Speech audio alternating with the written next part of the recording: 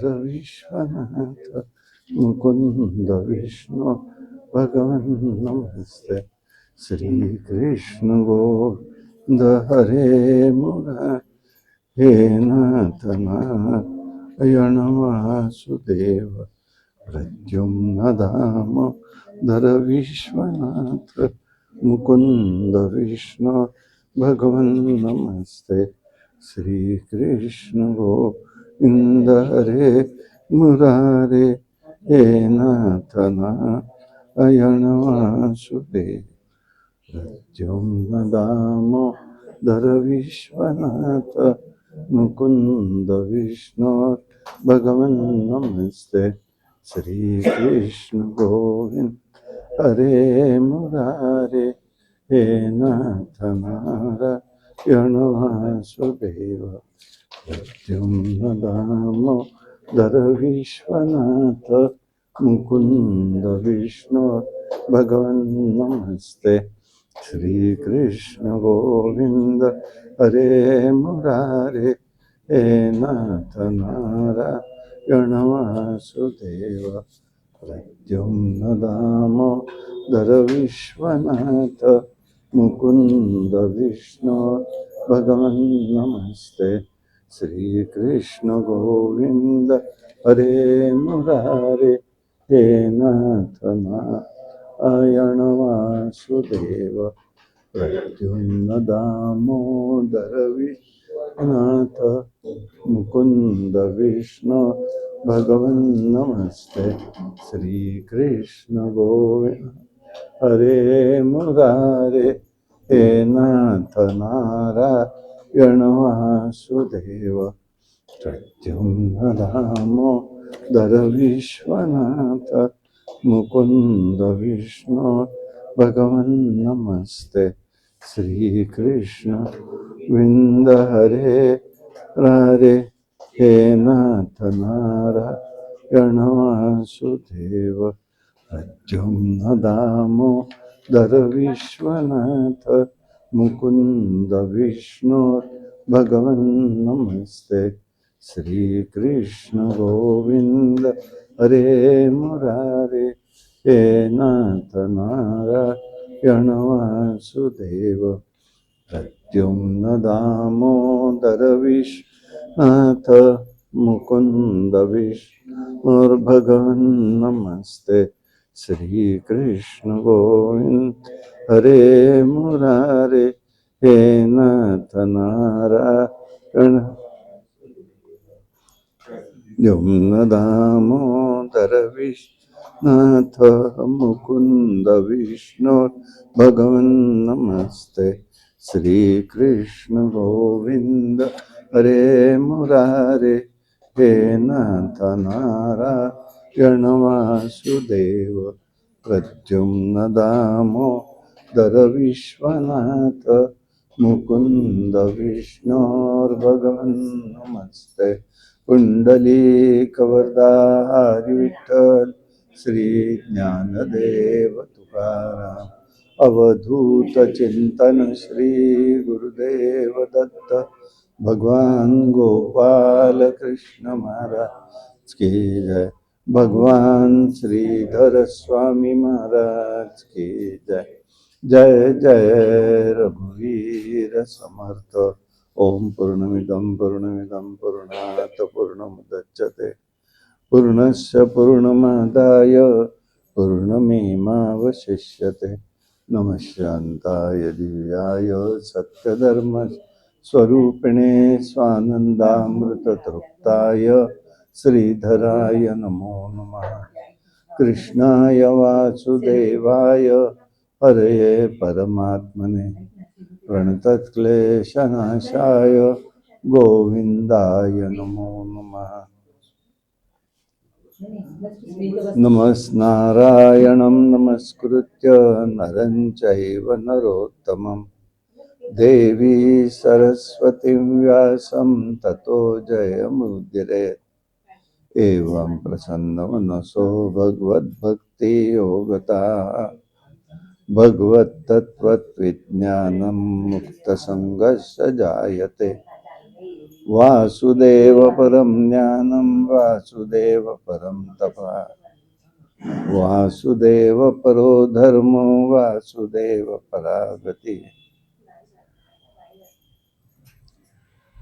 कस्तूरी तिलकं ललाटपटले वक्षस्थले कौस्तुभं नासाग्रे वरमौक्तिकं करतले वेणुकरे कङ्कणं सर्वाङ्गे हरिचन्दनं सुललितं कण्ठे च मुक्तावली गोपस्त्रीपरिवेष्टितो विजयते गोपालचूडामणि अस्ति स्तस्ततरुणिकराल विकालकल्पप्रसूनालुतं वस्तु प्रस्तुतवेणुनादलहरी निर्वाणनिर्व्याकुलं त्रस्तस्त्रस्तनिमिन्दिलिं विलसत गोपीसहस्रावृतं हस्तन्यास्तनतापवर्गखिलोदारं किशोराकृतिं भगवान गोपाल कृष्ण महाराज की जय।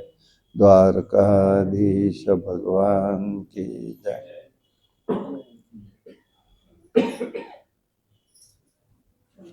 ओम जन्माद्यस्य यतोऽद्वयादिकरतस्य ते सविघ्नस्वराट् तेणे ब्रह्महृदाय आदिकवये मुह्यन्ति यत्सूर्या तेजो वारी यथा विनिमयो यत्र यत्र सर्वोन्मृषा धाम्ना स्वेन सदा विरक्तुककं सत्यं परं धीमहि।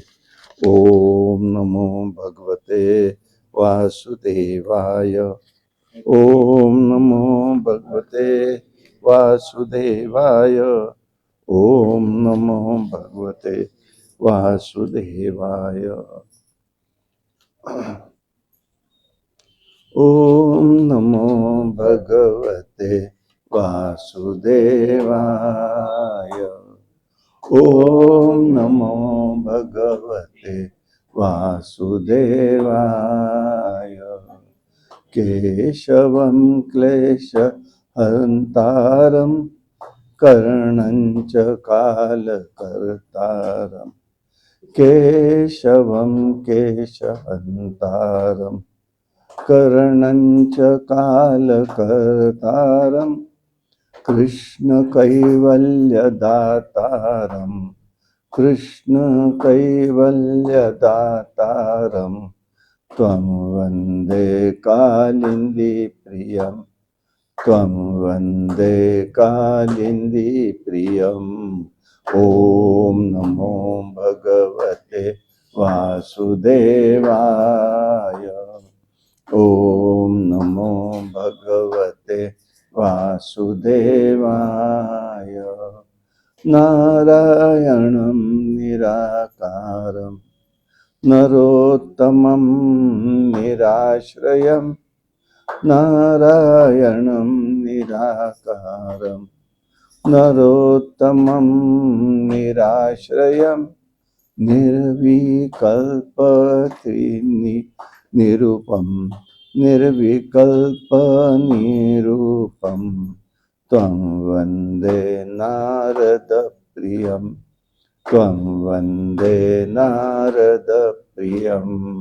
ॐ नमो भगवते वासुदेवाय। ॐ नमो भगवते वासुदेवाय।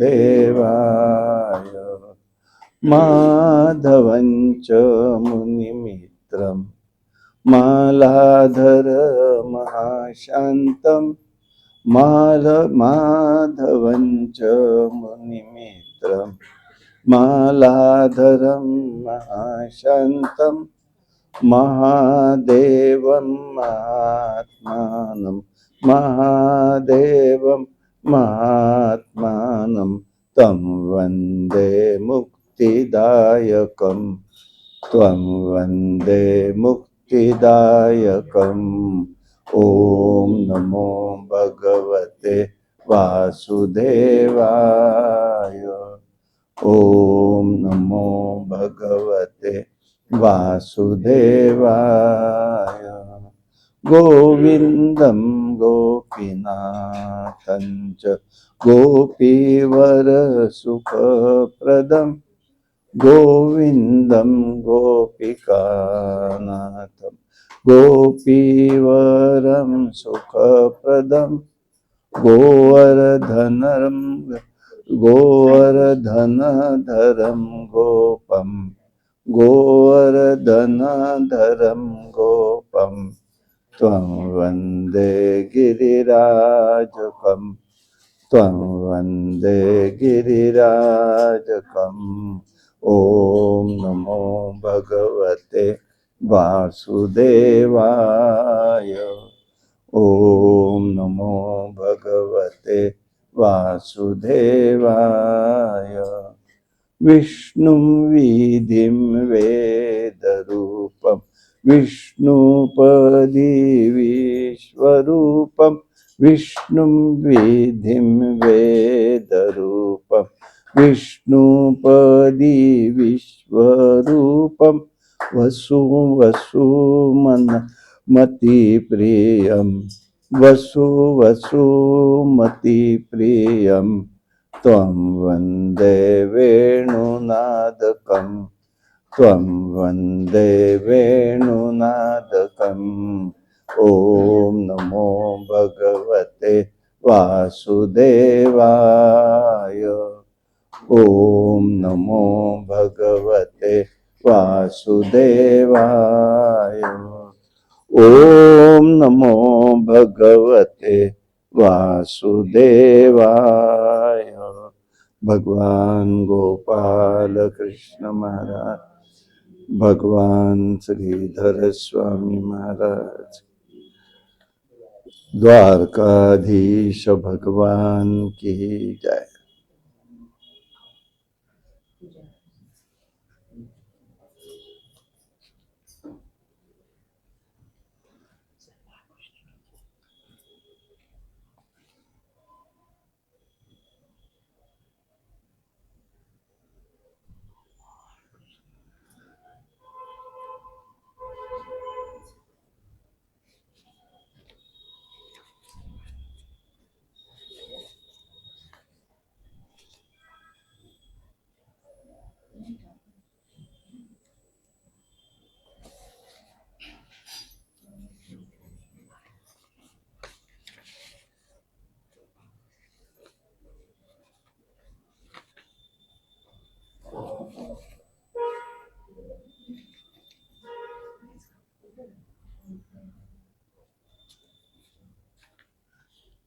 ओम नमो भगवते वासुदेवाय।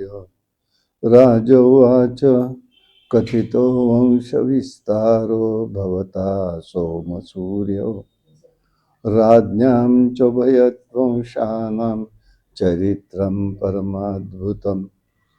भगवान गोपाल कृष्ण महाराज की जय।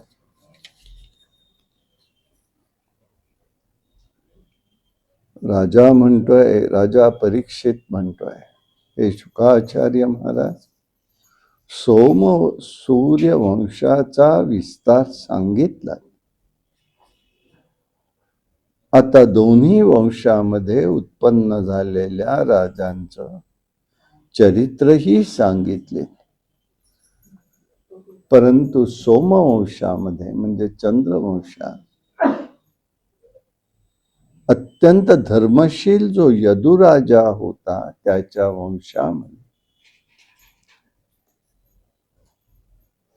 जी चरित्र झालेली आहेत ती सांगा।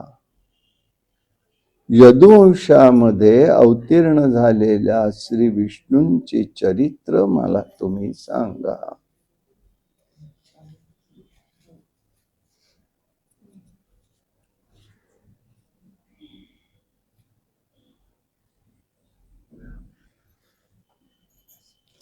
चंद्रवंश म्हणजे श्राद्धदेव मनु वैवस्वत, मूलतः सूर्यवंशी।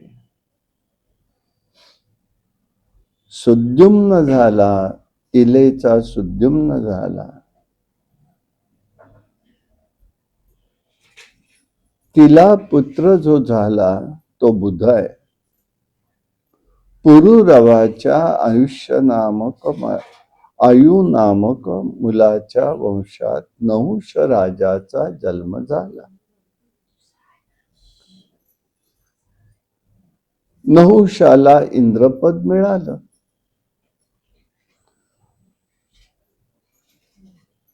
परंतु त्यांनी ब्राह्मणांचा अपमान केला, त्यामुळे इंद्रायणीकडून शाप मिळाला आणि सर्प योनी त्याला प्राप्त झालेली आहे.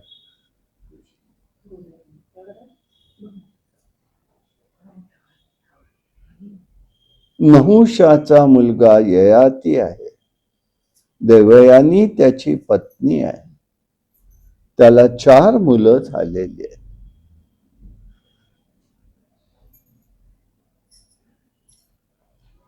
यदु, ध्रुव, अनु, पुरु.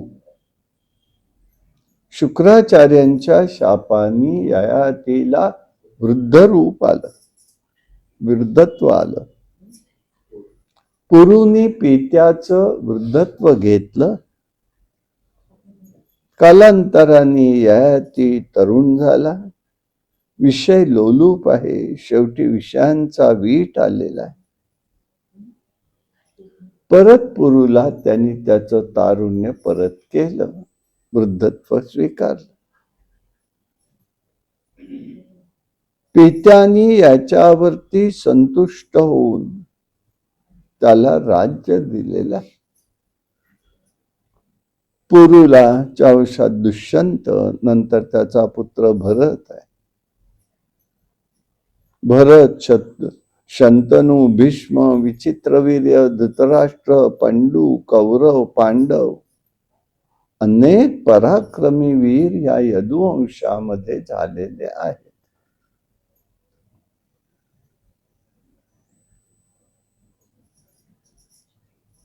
तसंच उग्रसेन, कंस, देवकी यांचेही जन्म झाले.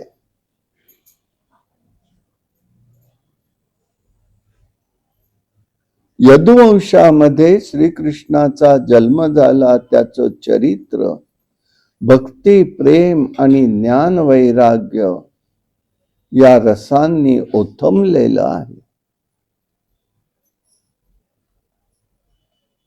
बाळकृष्णाच्या गोकुळातील लीला वाचू लागलं की बाहूच पुरण पावतात.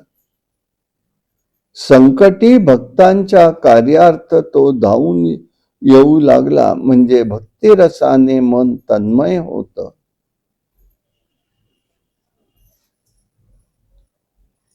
आपल्या भक्तास तो उपदेश करतो.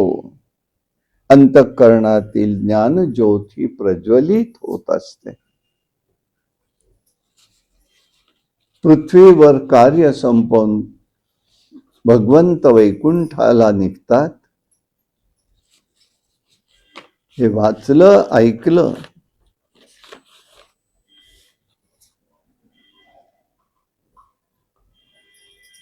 की मनामध्ये वैराग्याचा प्रादुर्भाव होऊन वाचकाच्या शरीरामध्ये जीवाला निश्चल करत असतात. हे चरित्र सगळंच्या सगळं रसाळ आणि मनोहर आहे. सत्व, रज, तम गुणातील सत्व गुणाचा उत्कर्ष आहे. ही शक्ती विभू आहे. तिलाच अवतार असं म्हणतात. श्रीकृष्णाचा हा भगवंताचा पूर्ण अवतार आहे. श्रीकृष्ण स्वतः तर आपल्या पूर्णांशाने अवतारला होताच, पण सृष्टी व्यवस्था लावण्यासाठी नेमलेल्या ब्रह्मदेव, शंकर, वरुण, इंद्र इत्यादींनाही आपल्या सहाय्यासाठी अवतार घेण्यास त्यांनी लावलं. गोकुळात गोपी, गोप, हे सगळे देवाची रूप होती. ज्याप्रमाणे गायी चरायला नेऊन श्रीकृष्ण परमात्म्यातली आपली अतर्क लीला केली, त्या सर्व गायींनी खाल्लेलं गवत, गोकुळातील वृक्ष, वृंदावनातील झाडी, हे सगळंच्या सगळं देव, ऋषी इत्यादी होते.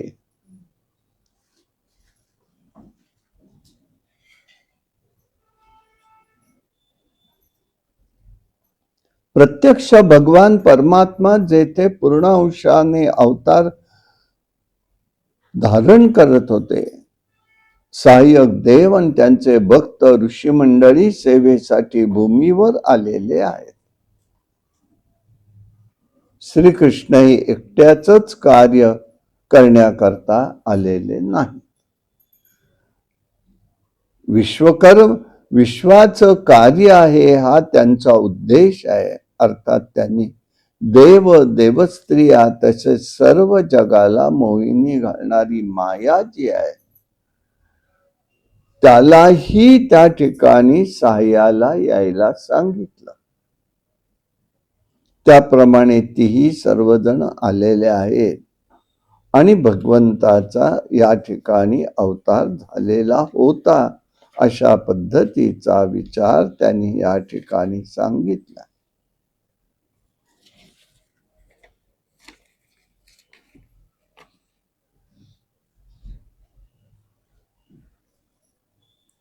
जगामध्ये दोनच वंश आहेत,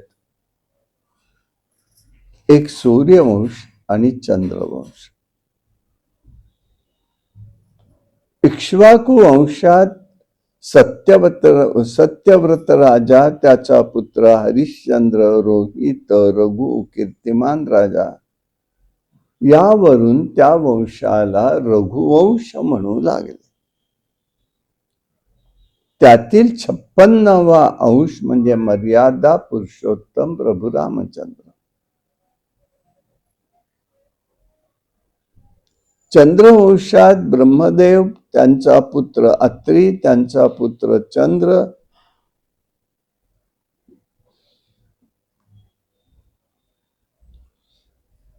त्याचा पुत्र बुध आहे. मग सुद्युम्न आहे. पुरुरवा आहे. उर्वशीची भेट झाली, 6 मुलं झालेली आहे. आयु, श्रुतायु, सत्यायु, वस, विजय, जय, आयु हे होते. आयुला 5 मुलं होती. नहुषालाही मुलं आहेत, यती, ययाती, आयाती, वियती आणि कृती.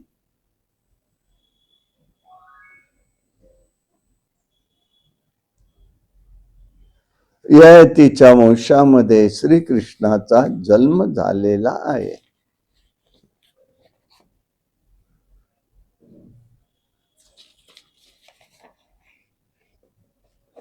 आता राजा परीक्षितांनी प्रार्थना केलेली आहे, आम्हाला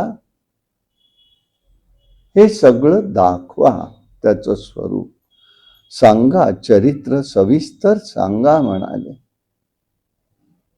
भगवंताचं चरित्र सविस्तर सांगा. आश्चर्यकारक चरित्र आहे.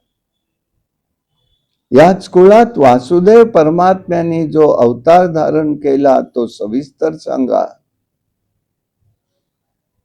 संसारी जीवनाला हे सगळं जे आहे ते औषध आहे म्हणाले. मुमुक्षूंना समाधान आणि आनंद देणारे.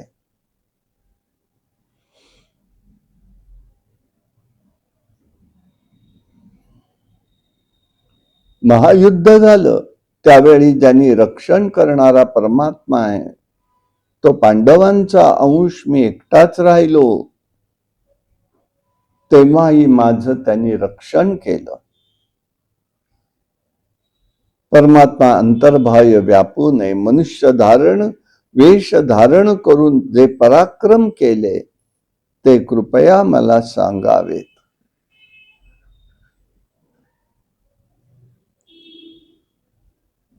भगवान संकर्षण शेष हे त्यांचे मोठे भाऊ म्हणून आलेले. माया ही भगवंताची भगिनी म्हणून आहे, त्याविषयी मला सगळं काही सांगावं अशी प्रार्थना ते करतात.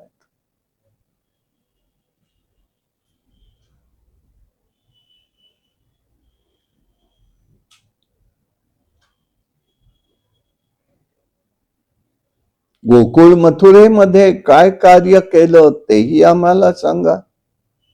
क्षुधा तृषा आता काहीही राजाजवळ राहिलेलं नाही. एका क्षुधा तृषेमुळे शापाला तो प्राप्त झाला, पण आता मात्र क्षुधा तृषा सगळी संपून गेलेली आहे.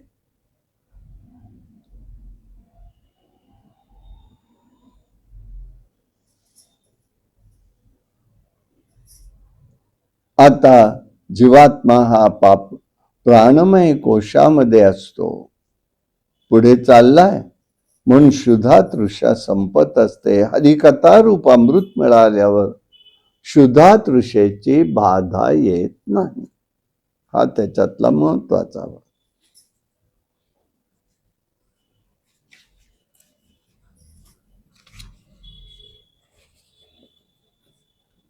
श्री शुक उवाच सम्यग् व्यवस्थिता व्यवसायिता बुद्धिस्तव राजर्षि सत्तम वासुदेव कथायां ते यज्जाता नैष्टिकम गतिरती.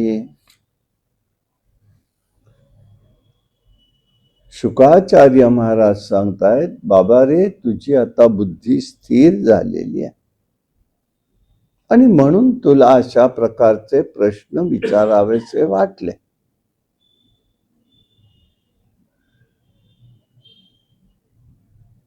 एकदा म्हणाले, भूभार झालेला होता भूमीला. भूमीला जो भार होतो तो अधर्मी लोकांचा होतो, लोकसंख्येचा होत नाही. होतोय तो भार अधर्माचा होतो.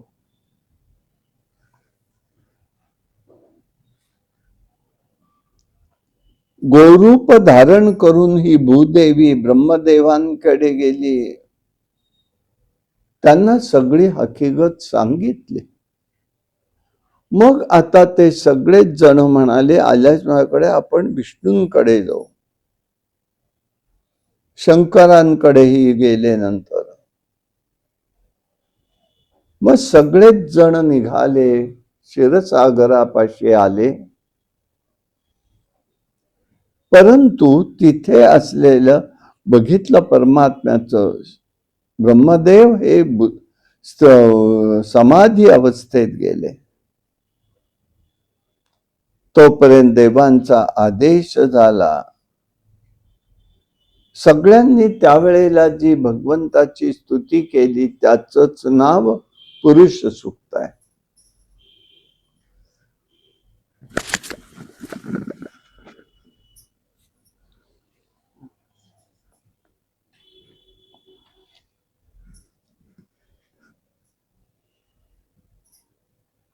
समाधीमध्ये त्यांना आदेश झाला, देवांची स्तुती केली, ते पुरुष सूक्त आहे. भूभार हलका करायचा आहे आणि म्हणून त्याची सगळी रचना चाललेली आहे. मी जरूर जन्माला येतोय म्हणाले. काळ जरी अनुकूल हो थोडासा म्हणाले.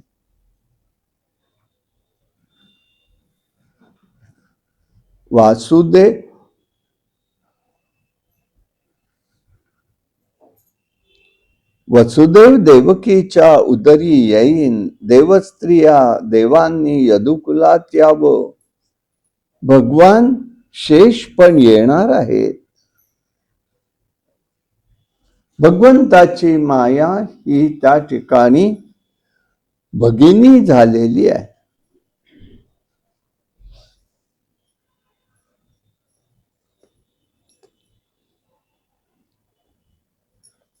देवकार्यासाठी आपण सर्वजण येणार सांगितलं.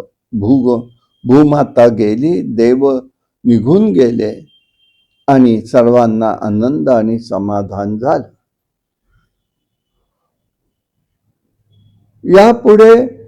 पुढे मथुरा नगरीमध्ये शूरसेन राजा होता. त्याचा मुलगा वसुदेव आहे. त्याची पत्नी म्हणजे तिचा विवाह म्हणजे उग्रसेनाची मुलगी देवकी हिच्याशी झाला. वास्तविक ही देवकी ही देवकाची मुलगी, भावाची मुलगी, असं लक्षात येतं, लिहिलेलं नाहीये की त्याला ही मुलगी वसुदेवाला देणं योग्य वाटत नाहीये, पण त्याच्या आधी विवाह झालेले आहे. पण कंस आणि वसुदेव मित्र होते म्हणून त्यांनी उचल खाल्ली होती की मला तुझ्या मुलीशी माझ्या भगिनीचं लग्न तुझ्याशी लावून द्यायचं आहे. आता हा आग्रह झाला, पण त्यांनी काय केलं, त्यांनी त्यावेळेला उग्रसेनानी तिचं पुण्यावाचन किंवा कन्यादान केलं म्हणून त्याची मुलगी असं म्हटलं जातं, पण त्याची ती त्याची पुतणी आहे, मुलगी नाही. पुष्कळ आनंद दिलाय तेव्हा तिला लग्नामध्ये पुष्कळ आनंद दिलाय. 400 सुवर्ण अलंकार युक्त हत्ती,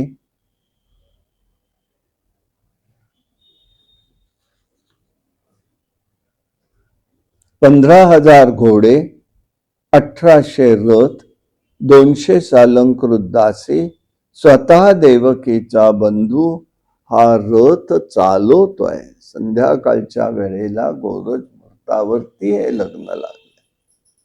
आपल्याकडे पद्धत हीच आहे, गोरज मुहूर्तावरच्याच लग्नाची पद्धत आहे. गोरज मुहूर्तावर करायचं. गायी घरी परत येण्याची वेळ किंवा दुसरी लक्ष्मी येण्याची वेळ संध्याकाळची. निघाला आणि त्यावेळेला निघाला असताना कंस म्हणतोय मी रथ चालवेन. सारथ्याला शेजारी बसवून घेतलं, त्यांनी स्वतः चालवलाय रथ. माझ्या बहिणीचा, माझ्या मित्राचा विवाह आहे ही त्याची भूमिका होती.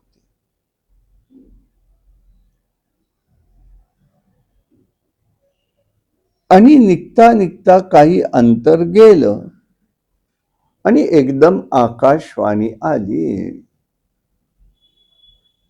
तिघांनी चौघांनी ऐकली व्यवस्थित.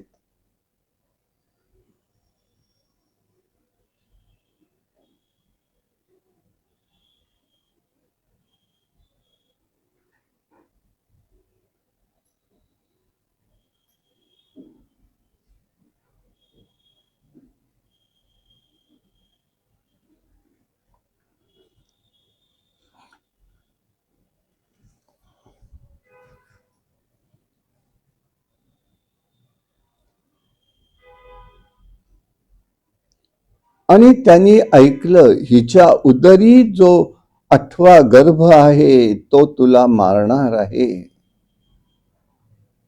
झालं, चिडला.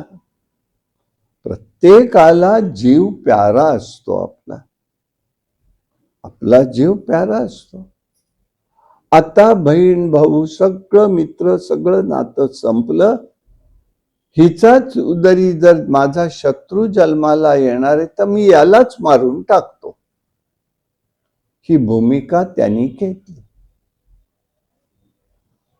आणि तो मारायला लागला. रथामध्ये रथ थांबवला, मागे गेला, तिला ओढलंय बाहेर, केसाला धरलं.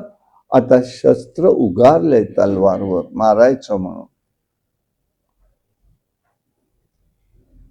आता वसुदेव पराक्रमी आहे, युद्ध केलं नसतं का? केलं असतं, शक्यताही होती.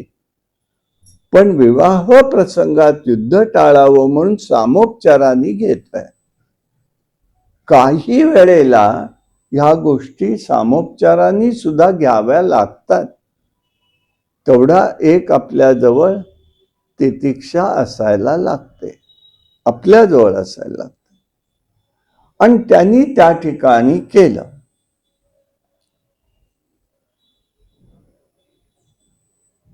अरे कंसा, ठीक आहे, ऐकलंस हे ठीक आहे, पण तू तर मोठा पराक्रमी आहेस.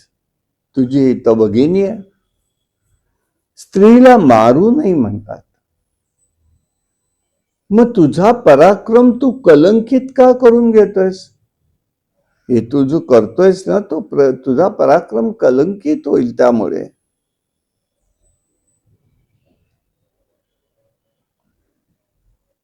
दीनवाणी झालेली आहे, पण त्याचा हात वसुदेवाच्या बोलण्यावर थांबलेला आहे. हे बघ म्हणाले, जीवाचं येणं आणि राहणं या दोन्ही गोष्टी त्याच्या कर्मावरच असतात, त्याच्या कर्मावर असतात, तू ठरवून येत नाही. राक्षसी वृत्ती आहे, सलोखा भेद राहण्यासाठी त्यांनी हा त्या ठिकाणी विचार मांडलेला आहे. प्रयत्नवाद आणि दैववाद काय हे समजायचं, तर प्रयत्नाच्या पुढे मारणं दैवावर आहे. श्रेष्ठ वर जर मिळाला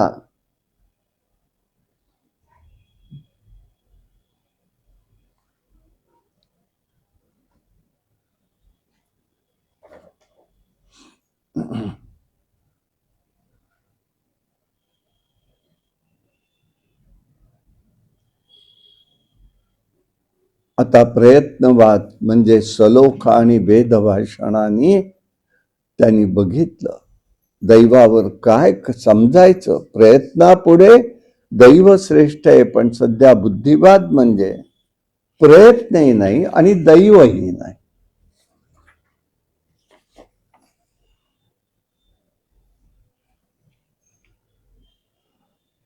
त्यांनी सांगितलं, दया कर बाबा, काही परिणाम होऊन झाला नाही. परिणाम कोणता झाला? सत्वगुणाचा परिणाम पडतो, नाही असं नाही. तो हात त्याचा जो खाली जाणार होता तो तसाच थांबला. तो बोलतोय, तो ऐकतोय.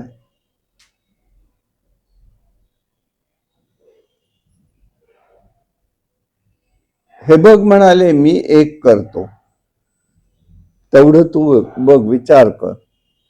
हिला तर म्हणाले कोणी मारलेलं नाही, ही तर तुला मारणार नाही, हिचा मुलगा मारणार ना, हिचा अपत्य मारणार ना. मग मी एक काम करतो म्हणाले.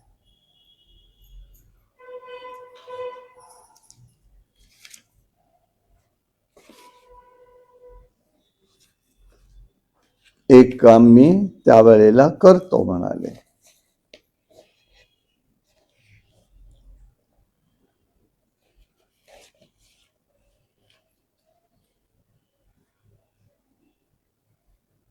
देवकी पासून तुला भीती नाही, तर हिला जी मुलं होतील ती मी तुला आणून देईन.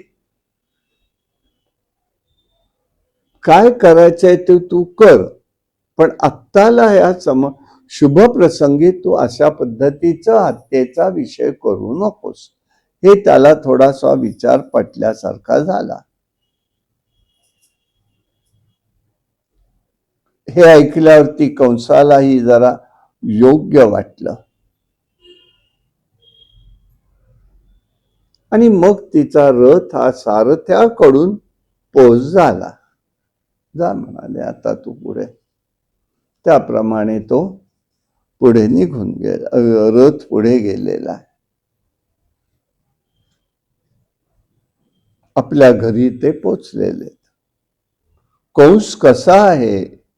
इतर जीव निराळे आहेत, कंस निराळा आहे. त्याला मृत्यू समजलाय, मृत्यू त्याला समजलाय.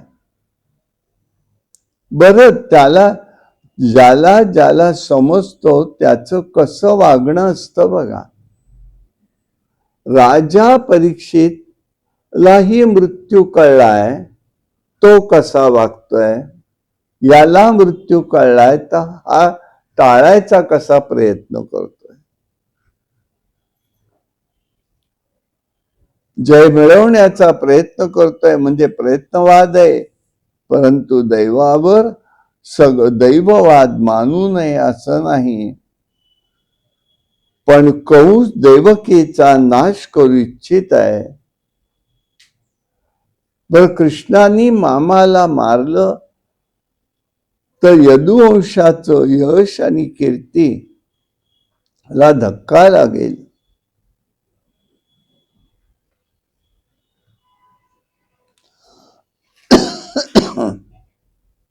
बर, बहिणीला तू मारलंस तेही योग्य नाही. जीव येतो आणि जातो, पुनर्जन्म अखंड चालू आहे. कधी तो चांगला येतो, कधी तो वाईट येतो. कर्मानुसार या गोष्टी घडत असतात.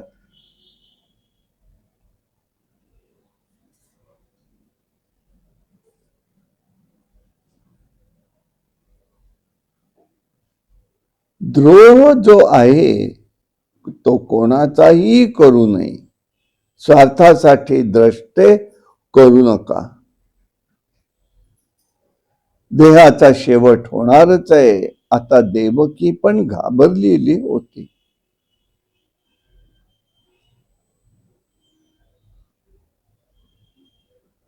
मग अहो, हा कंस कोण होता.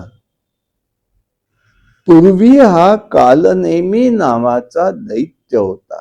रामावतारामध्ये त्यांनी विष्णूंनी म्हणजे रामांनी त्याला मारलेलं होतं. तो सूड उगवायला हा आलेला आहे. हे असं बंधन येतं. बर, आता त्याच्या जरी मनात नसलं तर याची इच्छा म्हणून त्याला येऊन ते पूर्ण करावं लागतं. कर्माचा सिद्धांतच वेगळा आहे. समजला पाहिजे, पण त्यातलं कोडं उलगडलं पाहिजे.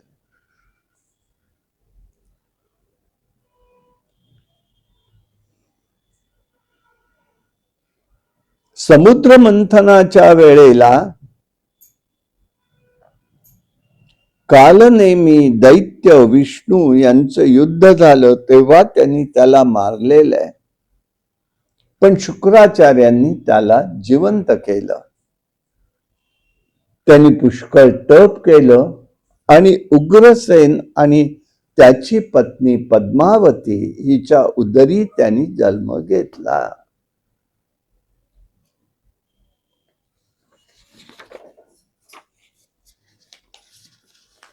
अशा प्रकाराने त्यांच्यामध्ये करार झाला.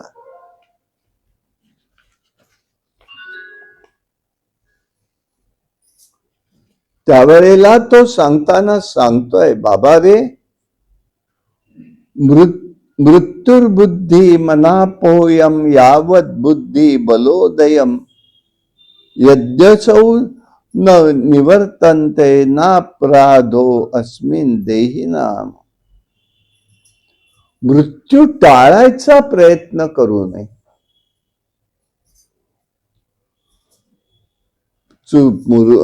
असं म्हणून मृत्यू चुकवायचा प्रयत्न करू नये. टाळायचाही केला तर एक वेळेस हरकत नाही, पण तो कसा पाहिजे. बुद्धिबलाने मृत्यू चुकवण्याचा प्रयत्न करू नये. हे तो सांगतोय, मृत्युर्बुद्धी मनापोयम यावत बुद्धिर्बलोदयात यद्यसौ न निवर्तन्ते नापराधो अपि देहिनम.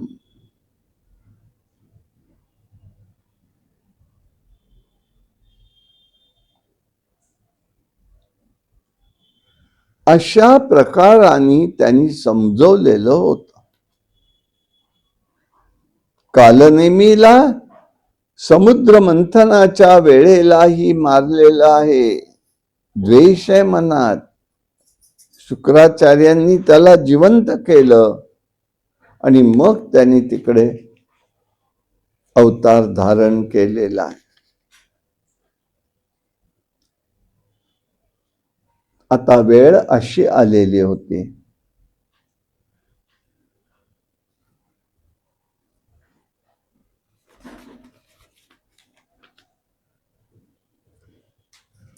यथा अवकाश त्याला अपत्य झालेलं आहे.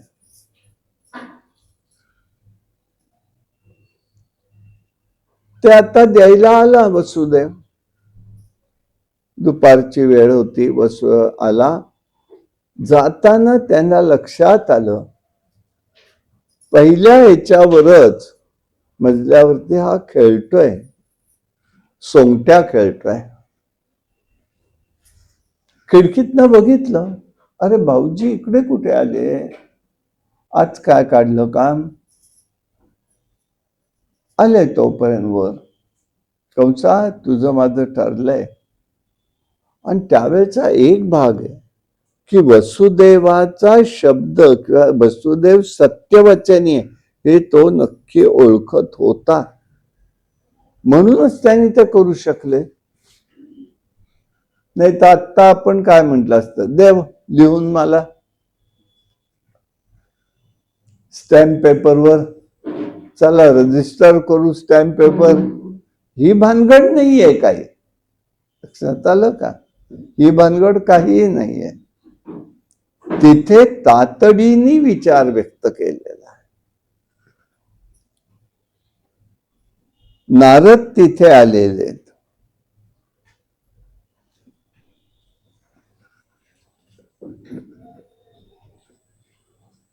का बरं नारदांनी पाठवलं?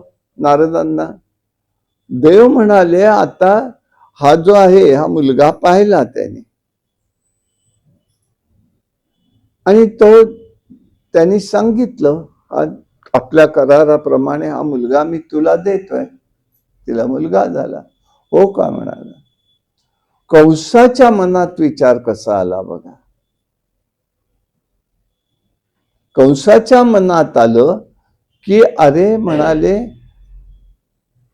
ह्यांनी काय केलंय माझं, 8वं अपत्य आहे. जाऊ देत ना, कशाला तिला दुःखी करू, घेऊन जा म्हणून सांगतो. म्हणून तो घेऊन निघणार. आश्चर्य वाटलं, बरंही वाटलं. मग माझा भाऊ किती चांगला हे ते बोलू लागले. भाऊ माझा किती चांगला आहे असा विचार त्यांनी व्यक्त केला. हे झाल्याबरोबर देव म्हणाले, असं जर हा करायला लागला तर आम्हाला यायला वेळ लागेल, त्या भूदेवीला वेळ लागेल सोडवायला. नारदांना पाठवलं, जा जरा अडवा म्हणाले, काहीतरी करा. गेले. आणि त्यांनी काय केलं, काय रे वसुदेवा, आता कोण गेलं? आता सगळं माहितीये, पण विचार कोण गेलं? नाही म्हणे, भाऊजी आमचे वसुदेव. हो का? त्यांच्या हातात काय होतं? मुलगा. मुलगा म्हणाले, आणि त्यांच्या हातातून तुझ्याकडे काय काम? मग त्यांनी सांगितलं, असं असं झालं. बर, लगेच त्यांनी सांगितलं, अरे काय बाबा, तू किती भोळायस रे कंसा. म्हणाला, काय झालं? भोळा म्हणजे काय झालं? तर म्हणाला, काही नाही, अरे देव फार लबाडीत. तुला 8वा गर्भ सांगितलाय. हा पहिला गर्भ आहे. 8वा म्हणजे कधी येतो? 1 2 3 4 5 6 7 8. पण जर त्यांनी, देव म्हणाले आम्ही उलटी गणती करतो, म्हणजे 8 7 6 5 4 3 2 1 हाच आला ना 8वा मुलगा. असं कसं करतोस तू? काही कळतं का नाही? लगेच अर्घ्य पाद्य पूजन आहेर बिहेर सगळं झालं. म्हणाले, बरं झालं सांगितलं, तर आमच्या लक्षात येत नाही नारदजी, वारंवार येत जा. वारंवार जा, आम्हाला जागृत करा, आम्हाला आणून द्या, काही माहिती देत जा.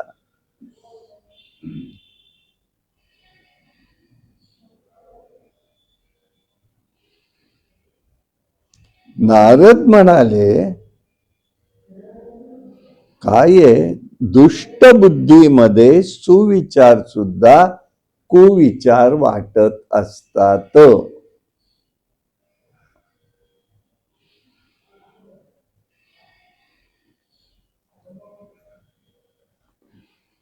हे बघ म्हणाले, सर्व मुलांची हत्या करू का मग, असं कंसाने विचारलं. नारद म्हणाले, हे मी कसं सांगणार बाबा, हे मी कसं सांगणार, पण एक सांगतो, शत्रूवरती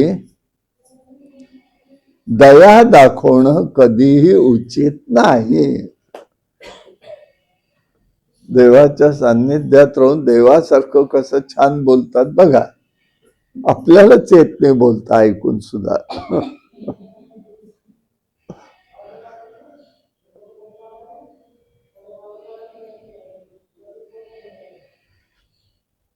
मग त्यावेळेला म्हणाले, वसुदेव सज्जन आहे, भगवत भक्त आहे, सुखदुःखाचे अविचल राहणं म्हणजे पुढे मार्ग दिसतो म्हणाले. नश्वर अशा या संसारामध्ये सुख दुःख, मान अपमान, लाभ आणि हे हातात हात घालून चाललेले असतात. मग जीव सुखाला देवाला विसरतात, तर दुःखामध्ये त्याला सारखी हमालासारखी वाट हक्का मारत असतात.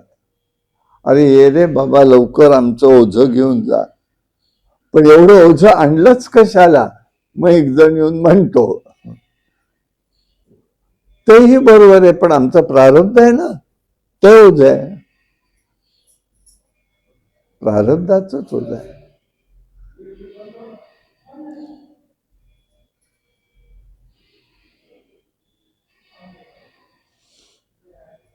असंच आहे, देवाला सुखामध्ये विसरतात तर दुःखात त्याला सारखे हाका मारतात. वास्तविक सुख आणि दुःख हे देहास कारणीभूत असतात, म्हणूनच साक्षी भावानी पाहायचं असतं.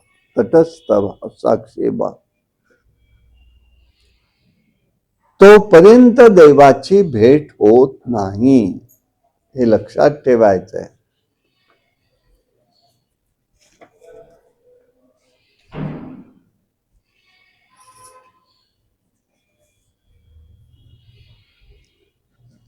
आता त्यामध्ये तिथे तो गेला कंस, आणि आता तोपर्यंत वसुदेव परत आला, बाळाला परत दिलं, दोघं आनंदात आहेत. तीही म्हणते माझा भाऊ किती चांगला, दिलं बाबा त्यांनी सोडून.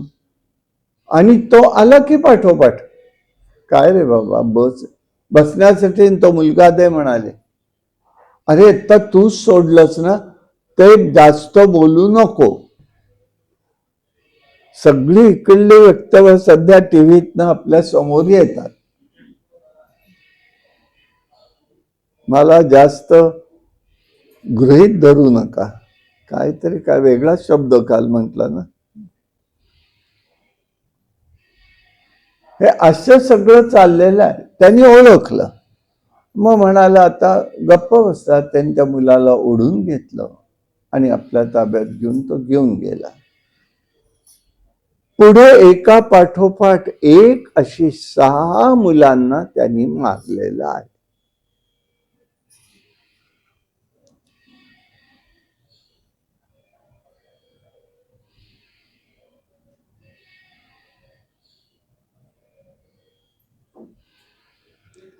आता ही बातमी कळाली, उग्रसेनांनी विरोध करेल म्हणून त्याला तुरुंगात टाकलं. या दोघांनाही लगेच तुरुंगात रवानी झाली. कंसानी जरासंघाच्या साह्याने प्रलंबासूर, बकासूर, चाणूर, तृणावर्त, धेनुकासूर, भौमासूर अशा अनेक दैत्यांना एकत्र करून यादवांचा संहारच करायचं हे सुरुवात केली. छुप्या रस्त्यांनी, हलक्या पावलांनी त्यांनी लगेच तो देश सोडून दुसरीकडे राहायला गेलेले आहेत.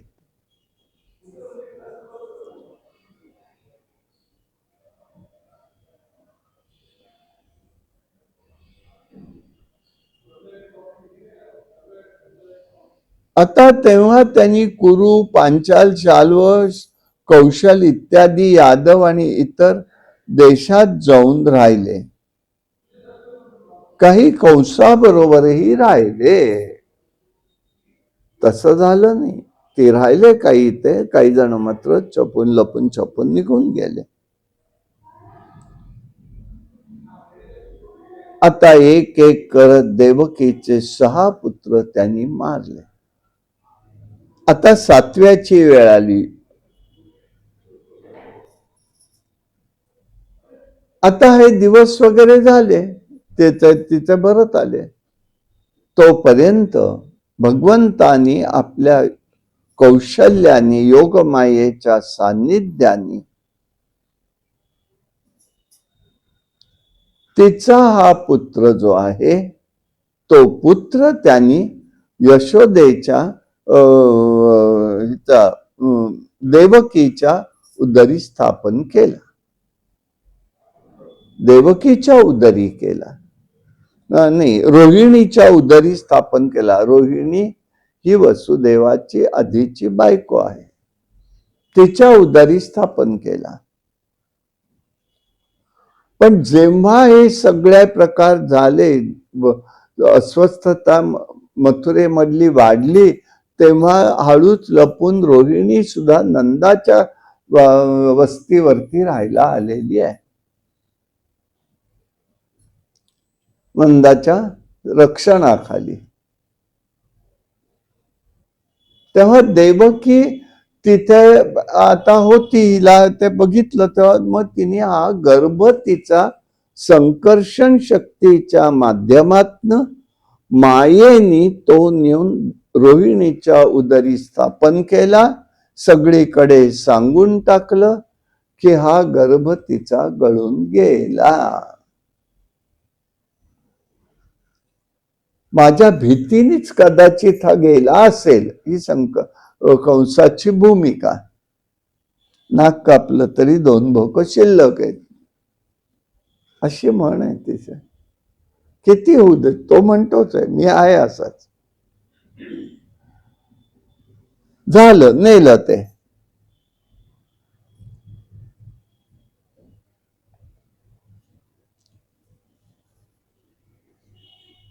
आता पुढे 8वा गर्भ राहिलेला आहे. सर्व कलांसह प्रविष्ट आहे. तिचं दिव्य तेज प्रगट झालं. जगताचं मंगल करणारा आणि सर्वात्मक आत्मरूप भगवंताचा हा अंश होता. परंतु एक गोष्ट आहे तिथे, भगवंताचा भौतिक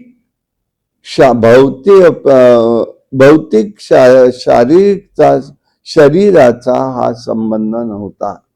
हा भौतिक शरीराशी संबंध नव्हताच त्याचा.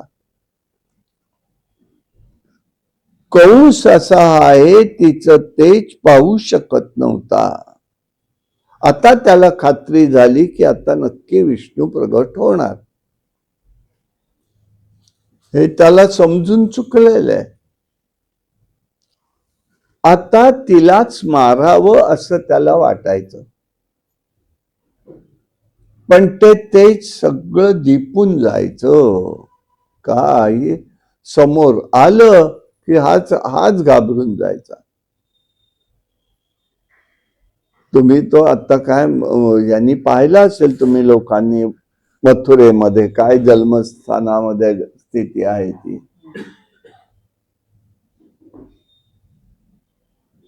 शेजारी मस्जिदच होऊ देत, तो विषय झाला, आता झालाच आहे. आता होईल ते पुढे बघू त्याचं काय. पण ते आज जाताना आत्ता सुद्धा त्याचा प्रभाव दिसतो.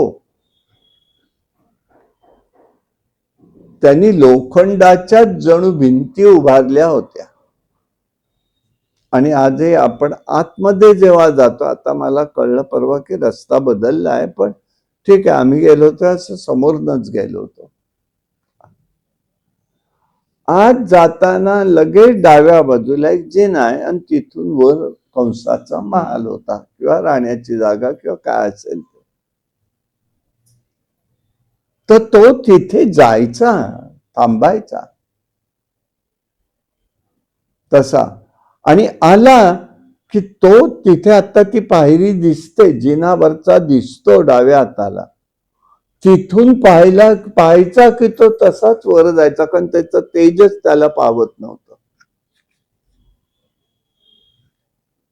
अशा प्रकाराने झालं.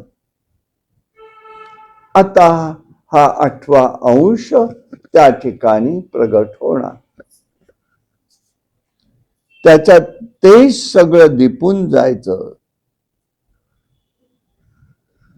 तो तिला मारू शकत नव्हता.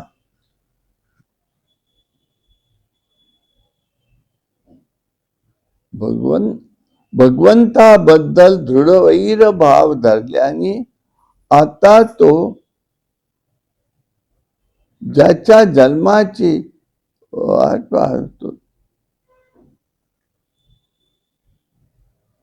पाहतोय, तो त्याच्या जन्माची भगवत सान्निध्यामुळे सुद्धा त्याला सर्वत्र विष्णू स्वरूप दिसू लागलं. कारण 8 वर्ष तो नुसती वाट पाहतोय त्याची.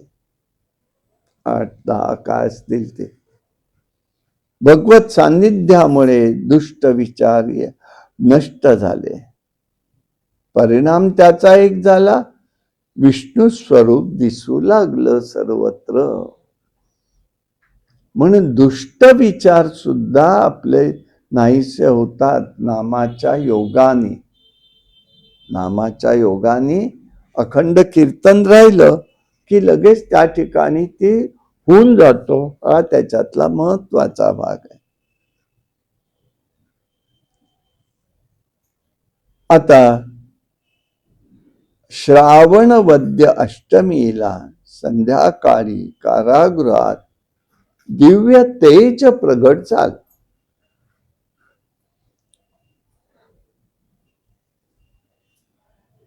आज त्या कारागृहात कळत एकच खिडकी वर आहे, ती तशी ह्याच्यात लिहिल्याप्रमाणे आहे, तिथे ती एकच आहे.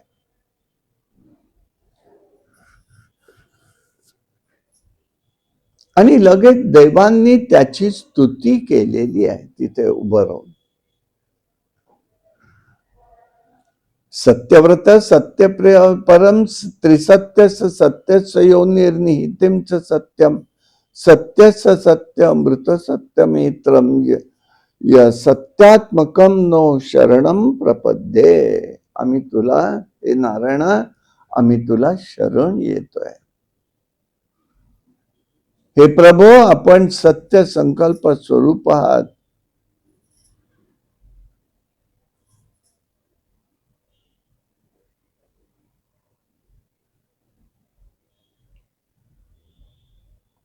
हे प्रभो, सत्य संकल्प स्वरूप आहात.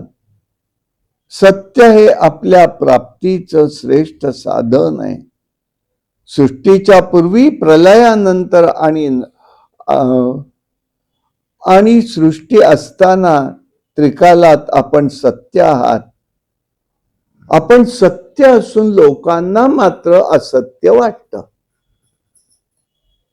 पंचभूत महाभूत आपल्यामुळे कार्यान्वित होतात, हे आपल्या सत्य रूपाचं लक्षण आहे. आपण अदृश्य असून दृश्यमान जगताचं तुम्ही आधार आहात. आपणच सर्व प्रवर्तकात. आपली वाणी मधुर आणि समदृष्टीचे प्रवर्तकात. असा सत्यरूपी नारायणाला आमचा नमस्कार असो. म्हणून आपल्याकडे खरी पद्धत अशी चुकीची महाराष्ट्रात पडलेली आहे की सत्यनारायणाच्या पूजेला बाळकृष्ण त्याच्यावरती पूजा करायची. पूजा तुम्ही कुठेही करू शकता, पण उपास्य देवता जर सत्यनारायण असेल तर सत्यनारायणाचीच उपासना करायला पाहिजे.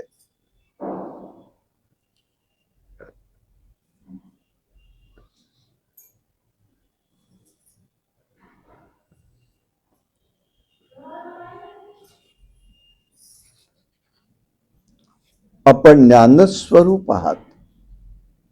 अनेक रूप आपण धारण करता. सज्जनांना सुखमय आहे. या संतांनी आपण चरणांचा आश्रय घेतला. त्यांना संसार पार करून तू ओलांडून देऊ शकलेला आहे. भक्त तुमच्या आश्रयाला येतात. आपण अनुग्रह करता व तुमचं निस्सीम प्रेम मिळतं. तो भावाचा, तो आपल्या मंगळ विश्वाचं अंत्य मंगल नामाने श्रवण रूपाचं ध्यान करावं. त्याला पुन्हा जन्माला यावं लागत नाही. हे प्रभू, आपण अजन्म आहात, जन्म घेत आहात. आपली ही लीला आहे. तेव्हा आपण प्रगट व्हावं आणि जगताचं रक्षण करावं. अशा प्रकारची तिथे त्यांनी प्रार्थना ऋषी मंडळींनी केलेली आहे.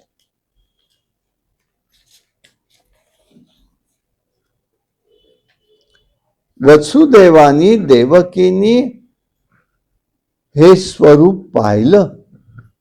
चतुर्भुज नारायणाच्या रूपात आहेत. शंख चक्र गदा पद्म हातात आहेत. वक्षस्थळावर श्रीवत्स चिन्ह आहे. श्यामल वर्ण आहे. पितांबर झळकतोय. रत्न जडित किरीट आहे. मुकुंडल आहे. त्याचं ते सर्वत्र पसरलेलं आहे. दाट कुरळे केस आहेत.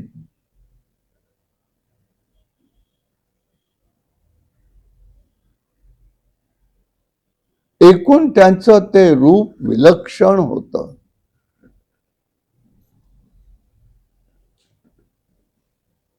तेज पसरले सर्वत्र. दाट कुरळे केस आहेत.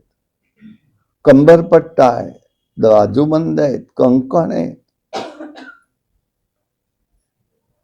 श्यामल वर्ण आहे. पितांबर झळकतोय. वात्सल्यपूर्ण नजर आहे त्यांची.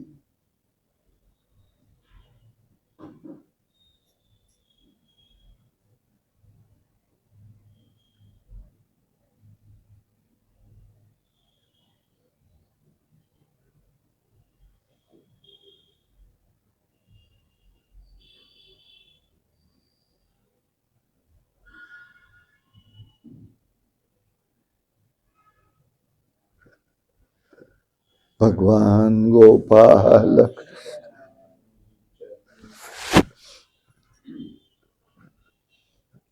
सगळं रूप पाहिलं आणि वसुदेव म्हणतोय, विदितो असी भवान साक्षात पुरुष प्रकृते परः केवलानुभवनंद स्वरूप सर्व बुद्धिदृक. आपल्या प्रकृतीच्या पलीकडे साक्षात आपण पुरुषोत्तम आहात हे मी जाणलंय.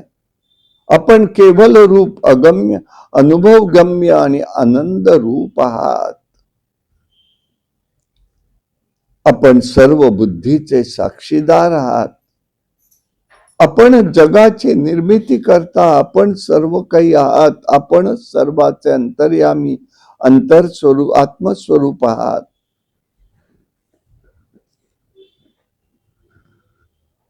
आपण सर्व क्रिया करता, पण सर्वात अलिप्त राहता. जगाची उत्पत्ती, स्थिती, लय घडवता. आपण रक्षण करते आहात. माझे उदरी येत आहात याचा मला आनंद आहे. पण या दुष्ट कंस येथे येईल, मला याचं काही समजत नाही. देव हसले, गप्प बसले, बोलले नाही त्याला. तोपर्यंत देवकी बोलू लागली. देवकीने अतिशय उत्तम प्रकारचा विचार केला. देव भक्ताच्या अनुषंगाने विचाराने जन्माला येतो. हे लक्षात आतापर्यंतच्या चरित्रातनं आपल्याला आलेलं आहे. तू कसा यावस हेही भक्त ठरवतोय. देवकीच्या डोळ्यात अश्रुधारा वाहत आहेत. 3 सांजेची वेळ आहे. सूर्यास्ताचे किरण सर्वत्र पसरलेले आहेत. सुवर्णकांती आहे. भगवंताचं हे रूप पाहिलं आणि तिने पुष्कळ स्तुती त्याची केलेली आहे. ती म्हणते तिथे रूपम यत्तत् प्रातुर व्यक्त माध्यम ब्रह्म निर्गुण ब्रह्म ज्योती निर्गुणम निराकारम सत्ता मात्रम निर्विशेषम निहिरम सत्वाम साक्षात विष्णुर आराध्य अध्यात्म दीपक. आपण आध्यात्मिक दीपात संगती येते. हे देवा, वेदोप्रणित ज्या रूपाला भक्त आणि सर्वांचं कारण संबोधलेलं आहे ते ब्रह्म ज्योती स्वरूप आहे. तिने सांगते आता ब्रह्म कसं आहे किंवा आत्मरूप कसं आहे, ज्योतिरूप दाखवतात की नाही, तशी ज्योत आहे ती सांगते. समस्त गुण आणि विचार रहित आहे. आपण लीलेने सर्व विश्व कार्यरत केलेलं आहे. जे अनिर्वचनीय निष्क्रिय विशुद्ध आणि सत्तेच्या रूपात आहे ती बुद्धी इत्यादीचा आपण प्रकाशक आहात. तेच आपण विष्णू आहात. आपणच लीलेने सर्व निर्माण करता. मृत्यू सुद्धा तुम्हाला घाबरू नये. आपण खरोखर भक्तांचं रक्षण करणारे आहात. तरी आपण हे चतुर्भुज दिव्य हे प्रगट करू नका. या रूपात येऊ नकोस बाबा. हे केवळ अध्यात्मासाठीच उपयुक्त आहे. अध्यात्म म्हणजे ध्यान धारणेसाठी आहे. मग प्रश्न येतो, शंख चक्र गदा पद्म ध्यानासाठीच आहे, हे त्या ठिकाणी का मग? जीवाच्या ठिकाणी अनेक विचार, अनेक विकार, अनेक पद्धतीच्या उपाधी असतात, ग्रंथी असतात. अहंता, ममता याही ग्रंथी असतात तिथे. आणि तिथे परिस्थिती काय होते सगळ्यात महत्वाची, त्या जाता जात नाहीत. म्हणून देवानी गदेच्या माध्यमातनं त्या फोडून टाकतात. शंखानी वाणी देतात. ध्रुवाच्या वेळेला शंख लावला ना घालायला, वाणी प्रगट करतात. गदेनी फोडून काढतात वासना सगळ्या किंवा इच्छा आकांक्षा सगळं. आणि चक्र जे आहे ते अवतीभोवती सगुण रूपात असलेलं जे दुष्ट चक्र आहे, त्यांचं दुष्ट वलय आहेत, त्यांचा नाश करण्यासाठी असतं. आणि पद्म या सगळ्यामधून जेव्हा त्या जीवाला असं होतं दमल्यासारखं, तेव्हा आपला हळुवार हात कोमल पद्माप्रमाणे तो पसरतो. इतका तो त्याच्यातला भाव आहे, आध्यात्मिक भाव. पण ती म्हणते आध्यात्मिक प्रदीपक आहात, आपण आध्यात्मिक आहात, ते त्याला बरं आहे. पण ते तू माझा मुलगा म्हणून येशील तर असा येऊ नकोस. आपलं रूप सगळ्यांच्यात प्रगट करू नका. भगवंत म्हणतात काय करावं या भक्ताला. पूर्व काळामध्ये जेव्हा तप केले स्वयंमनू काळात, तेव्हा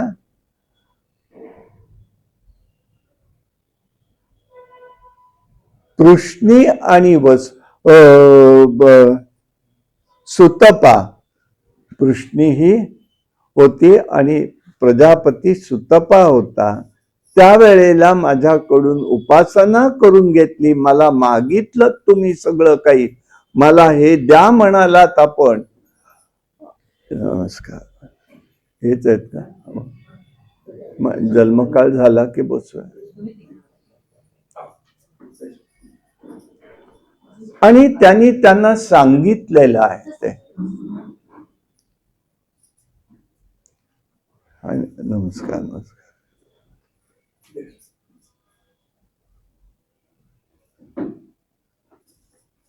सुतपा हे झालेले त्यांच्या सुतपान कृष्णी यांच्यामध्ये, यांच्याकडे पृष्णीगर्भ नावाचा जन्म झालेला होता. पुढे तीव्र तप केलंय कश्यप आणि अदिती वामन अवतार झाला. आणि आता मात्र वसुदेव देवकी तेच आहेत. आणि तेव्हा त्यांनी 3 वेळा तो उच्चार केला, माझ्या उदरी जन्माला या. म्हणून ते त्या ठिकाणी अशा पद्धतीने मी आलेलो आहे. मला काय सांगते, मला म्हणाले तुझ्यासारखा पुत्र असू दे. अगं बाई, माझ्यासारखा दुसरा ब्रह्माशिवाय दुसरं ब्रह्म आहे कुठे? म्हणून मला तर यावं लागलं ना. स्वतःचं वचन असत्य ठरू नये. मीच वचन दिलंय ना तुला, असत्य ठरू नये म्हणून मी येतोय. माझ्याबद्दल पुत्रभाव ब्रह्मभाव सारखा आहे तो ठेवा. स्नेह आणि चिंतन केल्याने तुम्हाला त्याच्यातलं परमपद प्राप्त होईल. मग त्यांनी भगवंतानी त्या ठिकाणी तिला हे केलेलं आहे, पूर्वसूचना दिलेली आहे. ठीक आहे, तू असं सांगतेस ना. आणि म्हणून आपण संध्याकाळच्या वेळेला पुण्यामध्ये जो जन्म करतो ते संध्याकाळी हे प्रगट झाले म्हणून. मग देव अंतर्धान पावले, मी मध्यरात्री येईन परत म्हणाले. आणि त्या वेळेला मला ही ते टोपलीत असे जगनियंता परमात्मा आहे भगवंत.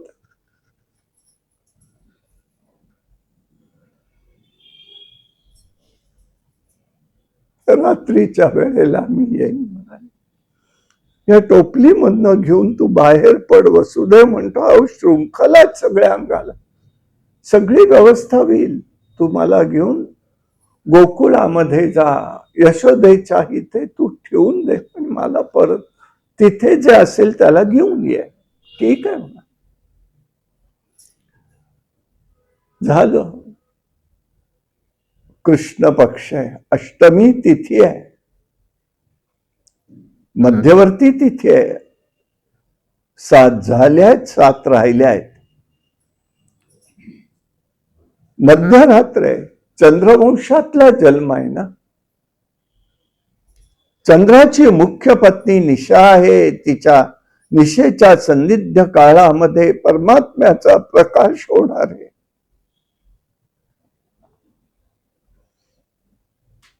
झालं.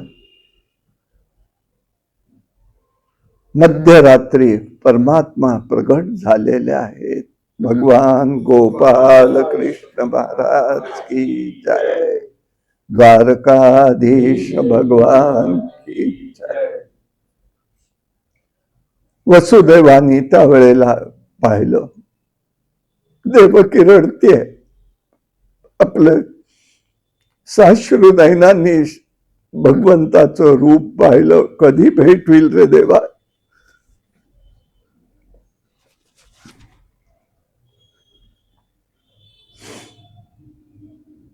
वसुदेव घेतलं, निघाला तो. शृंखला तुटत गेल्या, दरवाजे उघडत गेले. रात्रीची वेळ आहे, रातकिड्यांचा आवाज होतोय, थंडगार वार आहे, आकाशात मध्ये चंद्रमा झळकतोय. पुढे येतोय, यमुनेच्या किनाऱ्यावर आला तो पाऊस. सगळे ढग ग्रासून आले. पाऊस सुरू झाला. भगवंताचं स्मरण करत रूपाचं अनुसंधान साधत वसुदेवने यमुनेला प्रवेश केला. तसाच निघाला. पाणी हळूहळू आत वर येऊ लागलं. जसं जसं वर येतं तसं हातातली टोपली घेतली, डोक्यावर घेतली. पाणी वरपर्यंत येतं. देवानी ओळखलं, ही यमुना नदीने मला ओळखलंय, ती काही त्याला जाऊन देणार नाही. म्हणून लगेच त्यांनी आपला पाय, उजवा पाय बाहेर काढला. पाण्याला स्पर्श झाल्याबरोबर पाणी उतरायला लागलं. यमुनेला स्पर्श झाल्याबरोबर पाणी उतरायला लागलं. पाणी उतरलं आणि लगेच पुढे त्या ठिकाणी पाऊस पडत होता. पंचफण्याचा नाग तिथे प्रगट झाला. त्यांनी त्याला पाण्यापासून बचाव केलेला आहे. भगवंत हसताय. रातकिड्यांचा आवाज येत होता. काजवे चमकत होते. रात्र होती. भगवंताचं स्मरण आणि भगवंताला डोक्यावर घेऊन वसुदेव निघाले. नीरव शांतता आहे गोकुळामध्ये. हळूहळू करत नंदाच्या वाड्यापाशी आलेला आहे. नंदाचा वाडा, दार उघडलं गेलं. यशोदा पहुडली होती, तिथेच तो गेला आहे. त्या बालकाला ठेवलं, त्या बाळाला घेतलं, निघाला. डोळे भरून एकदा त्या मुलाला बघितलं. भगवंता कधी प्रेम गाठवेल.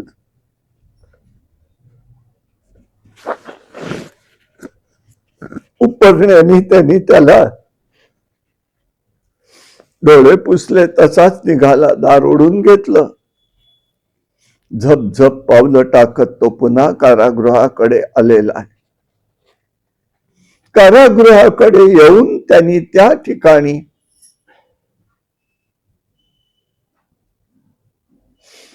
तिच्या हातामध्ये ते बाळ दिलं. ते दिल्याबरोबर ते रडायला लागलं. आता वसुदेवा कंसाने ज्या सगळ्या लोकांना एकत्र केलं, बोलवलं होतं, सुईणी असतील, लक्ष ठेवायला माणसं असतील, ती सगळी जागी झाली. कोणाला काही कळलं नाही.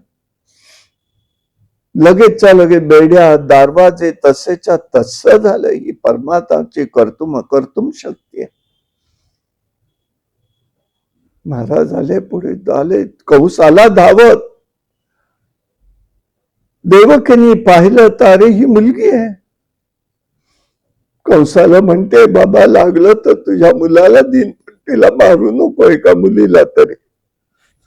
त्यांनी ऐकलं नाही. त्यांनी धरलं, घरघर फिरवलं. तो त्या ठिकाणी वर आकाशामध्ये गुप्त झालेली आहे. तिथून त्यांनी आकाशवाणीत सांगितलं, अरे कंसा, ज्याला तू मारतोयस ना, तो केव्हाच जन्माला आलेला आहे. लक्षात ठेव, तो तुझ्यावरती अवलंबून नाहीये म्हणाला. अंतर्बाह्य नवचैतन्य वातावरणात झालं. दिशा निर्मल झाल्या आहेत. सर्वजण सृष्टीपासून सर्वजण भगवंताला अर्पण करण्यास सिद्ध झालेले आहेत. हे चरित्र वेगळं आहे. भगवंत म्हणतात, मला लोक सोडतात आणि मायेला घेऊन जातात. हे चरित्राचं वेगळेपण आहे.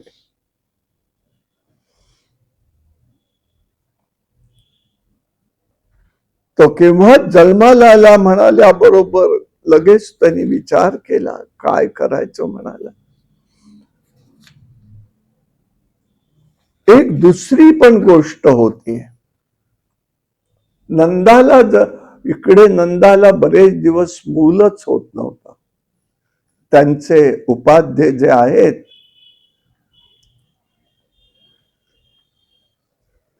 शांडिल्य ऋषी, त्यांनी सगळ्यांना गावालाच त्यांनी एकादशी व्रत करायला सांगितलं. तर ही नेमकी 36वी एकादशी येणार होते. त्यावेळेला परमात्मा आलेले आहेत. त्यामुळे सगळ्या गावाला तो एक आनंद होता. आणि म्हणून हे सगळं त्यांनी सगळ्यांचं सगळीकडून ते यावं लागतं. म्हणून ह्याची गाज्यता करायची नसते. आपलं यावं, आपण आनंद घ्यावा. नाहीतर ही विघ्न सगळी उभीच असतात आपल्या भोवती नंगा नाच करायला. परंतु आपल्याला हे पाहावं लागतं. आणि सगळ्यांना वाटलं आपण असं केलं. एकादशी व्रत, सदिच्छा, सगळ्यांचं प्रेम, नंद आणि यशोदा ही सगळ्यांचं व्यवस्थित करणार आहे. आपलं पण वाटणारं असावं लागतं. आपलं वागणं समाजाला, कुटुंबाला, देवाला सुद्धा आपलं वाटेल असं आपलं वागणं असायला लागतं. आणि तसं ते झालं. आणि त्यांनी त्या ठिकाणी सकाळी सगळ्यांना बातमी मिळाली. सगळ्यांना बातमी मिळाली, सगळे जण आलेले आहेत.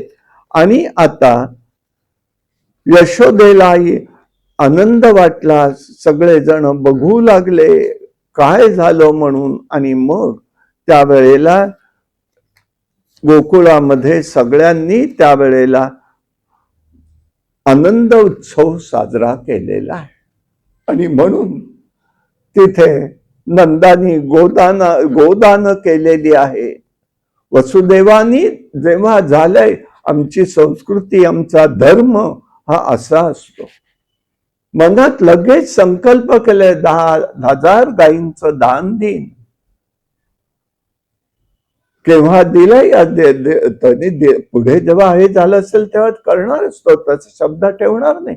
पण तसं त्यांनी ओळखलंय. आनंद समयी हात मोकळे ठेवायचे नसतात, लक्षात ठेवायचं. आपल्या दृष्टीने आपण त्या ठिकाणी यथाशक्ती का विना सर्वेशाम करायचं असतं. आनंद हा मनाचा आणि इंद्रियांचा ताण कमी करत असतो.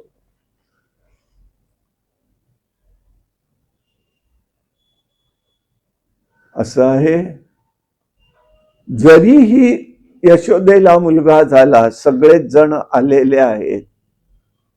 आणि त्या वेळेला रोहिणी आलेली नाही. का नाही आली? तिला आनंद नाही असं नाही. आणि ज्या वेळेला तिला सुद्धा आहे त्याच वेळेला अगोदर झालेलं.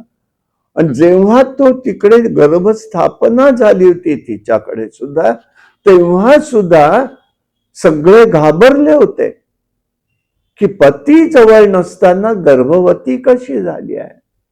तेव्हा आकाशवाणी झाली आहे, हा वसुदेवाचाच गर्भ आहे, निशंक राहावं. तेव्हा ते त्यांना नंदाला बरं वाटलं, यशोदेला बरं वाटलं आणि रोहिणीलाही बरं वाटलं. परंतु त्यावेळेला आमची संस्कृती आहे, पती घरात नसेल आणि बाहेर नसेल, इथे नसेल तर आपण शृंगार करून बाहेर जायचं नाही. हे त्या ठिकाणी आज कोण पार्ट आहे हो. म्हणून ती कार्यक्रमात जात नाही आहे. तिला आनंद नाही असं नाही, तिलाही तेवढाच आनंद आहे, पण ती सहभाग करू शकलेली नाही. लक्ष्मीदेवी गोकुळातलं ऐश्वर्य सगळं आपलं प्रगट केलेलं आहे. मग त्यांनी सगळ्यांनी मिळून त्याला पाळण्यामध्ये घातलं.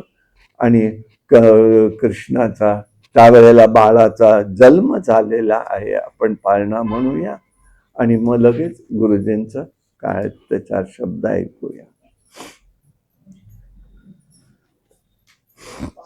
बाळा जो जो रे श्री कृष्ण नंदाच्या नंदना, बाळा जो जो रे ऐ बाळा तुझसाठी मी गाणे गातो बहु प्रेमे, ऐकून एक मने श्रद्धेने कर्मा करीने आने, बाळा जो जो रे जो जो जो जो रे श्री कृष्ण नंदाच्या नंदना बाळा जो जो रे. कंस दुष्ट मोठा आणि खोटा सन्मार्गीचा काटा भरला बहुथाट त्या नष्टा करी लवकर उपराटा बाळा जो जो रे. जो जो जो जो रे. श्री कृष्ण नंदाच्या नंदना बाळा जो जो रे. गोकुळी अवतरले निधान परब्रह्म ते जाण योगी यांचा राणा निज ध्याता घालितो लोटांगणा बाळा जो जो रे. बाळा जो जो रे. श्री कृष्ण नंदाच्या नंदना बाळा जो जो रे. भगवान गोपाल कृष्ण महाराज द्वारकाधीश भगवान की जय. गोकुळीच्या सुखा अंत पार नाही लेखा. अंत पार नाही लेखा. अंत पार नाही लेखा. बाळकृष्ण नंदागरी. बाळकृष्ण नंदागरी. आनंदल्या नर नारी. आनंदल्या नर नारी. आनंदल्या नर नारी. आनंदल्या नर नारी. गुडिया तोरणे करती कथा गाती गाणे. करती कथा गाती गाणे. करती कथा गाती गाणे. तुका म्हणे छंदे येणे वेदिले गोविंद. येणे वेदिले गोविंद. येणे वेदिले गोविंदे. गोकुळीच्या सुखा. गोकुळीच्या सुखा अंत पार नाही लेखा. अंत पार नाही लेखा. अंत पार नाही लेखा. अंत पार नाही लोका. गवळण सांगे गवळणीला पुत्र झाला यशोदेला. गवळण सांगे गवळणीला पुत्र झाला यशोदेला. एक धावे एकी पुढे. एक धावे एकी पुढे. वाटी ताटी सुंठ वडे. वाटी ताटी सुंठ वडे. घाण वाण भरोनिया ताटी यशोदेचे घरी दाटी. यशोदेचे घरी दाटी. यशोदे घरी दाटी. गवळण सांगे गवळणीला. गवळण सांगे गवळणीला पुत्र झाला यशोदेला. पुत्र झाला यशोदेला.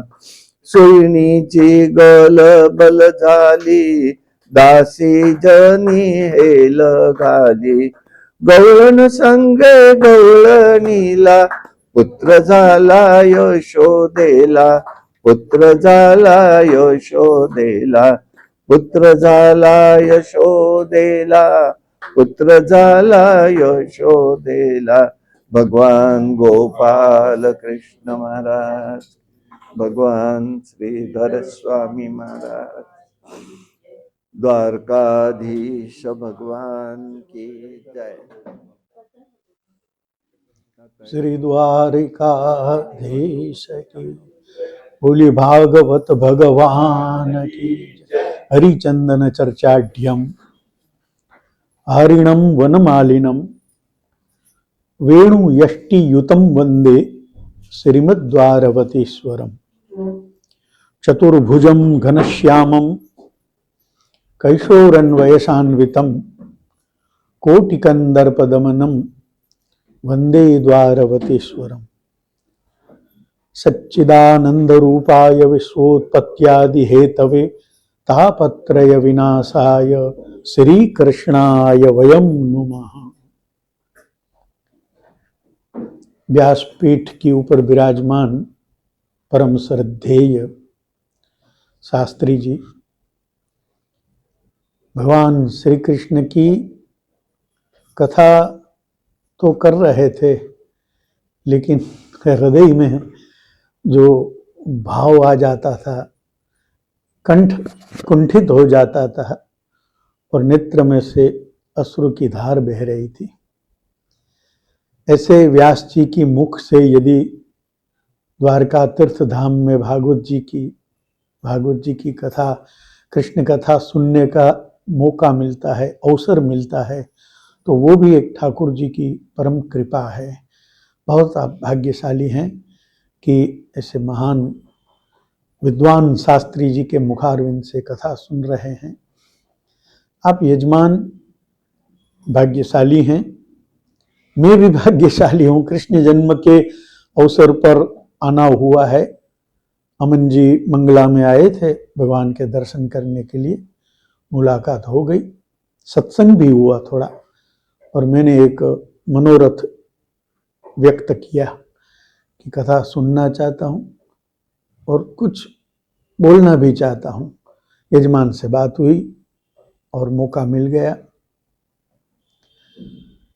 यहाँ भगवान का नित्य वास है द्वारका जी में, इसलिए बहुत कथाएं होती रहती है। भागवत जी में लिखा है, शास्त्री जी जानते हैं, पुष्करे मथुरायांच द्वारवत्याम यतात्मवान उपोष्य संहितामेताम पठित्वा मुच्यते भयात। या तो मथुरा में भागवत कथा करो, या तो पुष्कर में भागवत जी करो, या फिर द्वारका में भागवत कथा करो। अब द्वारका जी में आए, क्योंकि द्वारका जी में द्वारकाधीश जी का आज भी नित्य वास है। नास्तिक लोग कहते हैं कि कण कण में ईश्वर है, कण कण में परमात्मा है, मंदिर में जाने की क्या जरूरत है। विद्वान उत्तर देते हैं कि गौ माता के सर्व अंग में दूध है, लेकिन कान में से या पूंछ में से दूध नहीं प्राप्त होता है। दूध तो गौ माता की अंचल में से ही प्राप्त होता है।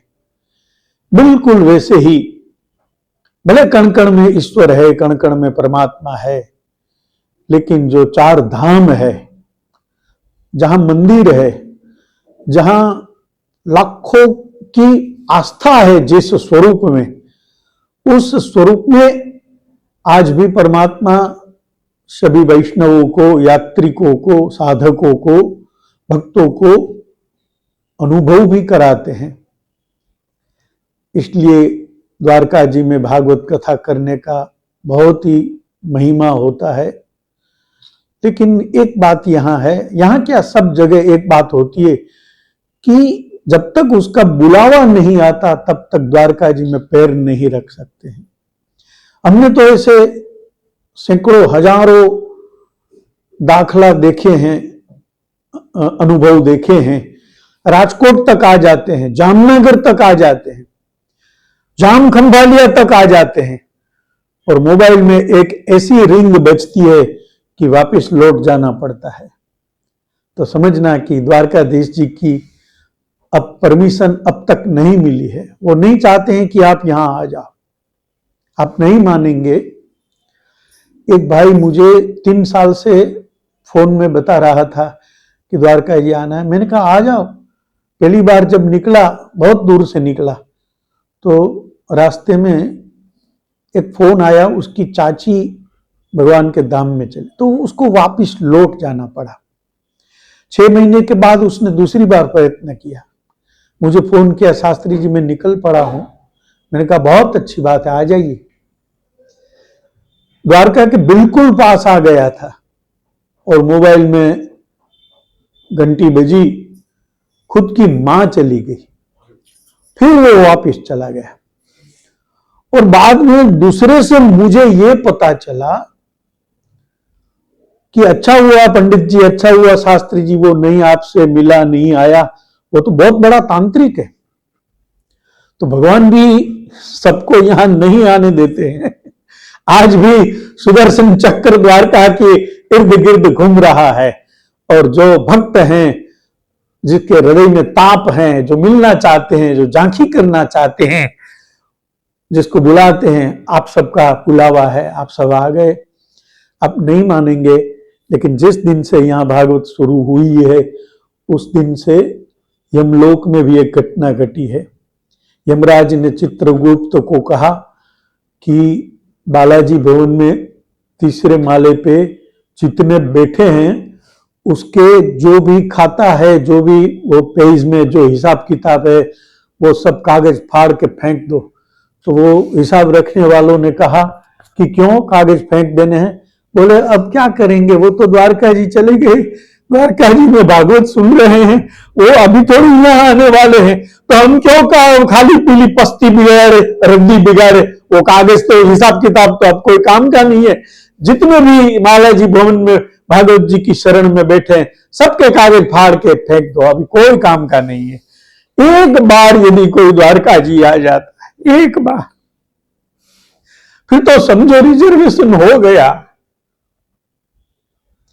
लेकिन दो ऑप्शन आएंगे आपके सामने 100 साल के बाद, कि गरुड़ जी की पीठ पर बैठकर जाना पसंद करोगे कि विमान में बैठकर जाना पसंद करोगे? अब बहुतों को डर लगता है, गरुड़ जी तो आकाश में उड़ते हैं, ऐसे उसकी गति रहती है, तो आदमी घबरा जाता है कि, तो फिर विमान में।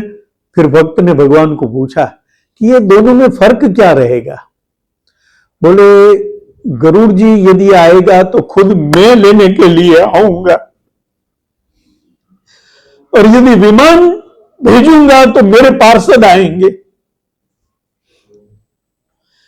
डरना नहीं, मेरी गोदी में मैं आपको बिठा दूंगा।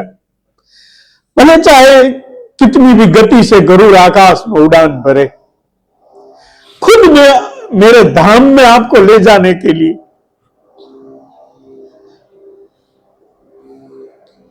तो बस ये मेरी भावना थी कि कुछ कान में कथा पड़े और मैं भी कुछ मेरी वाणी को शास्त्री जी के सामने, आपके सामने पवित्र कर सकूं, बस।